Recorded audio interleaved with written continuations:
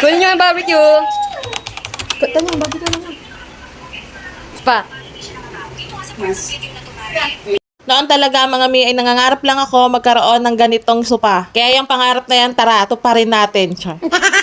Nakalimutan ko na kasi itong i-upload sa inyo mga mi kasi mayroon pala akong mga video nito nung mga nakaraang buwan. Alam nyo naman mga mi, pagka ako may mga ganitong gamit, yan na talaga mga kasiyahan ko. Abangan nyo lang mga mi, yung mga hindi ko pa nga na-upload mga mi, i-upload ko din yan. Meron lang talaga akong mga inuuna. Shoutout nga pala dito sa dalawang kuya na to na nag-deliver dito sa amin ng sopa. Pasensya na kayo kung pinahirapan ko nga kayo dahil nga nasa third floor kami. Char.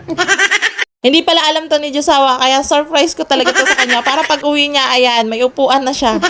Isa nga din sa dahilan kung bakit pangarap ko yung ganitong sopa kasi nga para dito kay Josawa kasi gusto ko pagka uuwi siya ay masarap yung pagpapahingahan niya. O di ba? Nakalusot ako doon. Ang sarap naman talaga sa pakiramdam kapag unti-unti mo nang natutupad mo yung pangarap mo sa buhay. Dati minamanifest ko lang to na magkaroon ng ganito pero ngayon meron na. Pero soon, ang gusto ko talaga ay bahay naman. Uy, sariling bahay, manifesting talaga. Hindi naman halata sa itsura ko dyan na sobrang sayang-saya ako dyan kasi abot langit talaga yung ngiti ko dyan. Sarap talaga sa pakiramdam. Thank you, Lord. Kaya kayo, mga amigo, kung alam nyo may mga pangarap kayo sa buhay, kailangan ingatan nyo din yung mga sarili nyo. Kailangan alagaan nyo din yung katawan nyo kasi nga, kung magkakasakit kayo, hindi nyo matutupad yung mga pangarap nyo, yung mga gusto nyo sa buhay. Kami kasi ni Josawa, ang dami pa nga namin gusto sa buhay, ang dami pa nga namin pangarap, lalo sa pamilya namin, tsaka sa mga magulang namin. Hindi rin naman kasi ganun kadali namin makukuha yung mga gusto namin. Kaya kailangan namin pagsumikapan. Take note ha, pinagsisikapan namin, ibig sabihin pinagtutulungan namin. Kaya ikaw na reporter dyan, tiyahin, nako.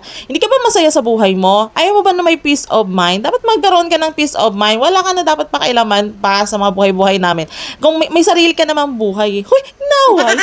Po kayo mag-alala kasi kasama kayo sa prayers ko. Yun lang muna mga mi.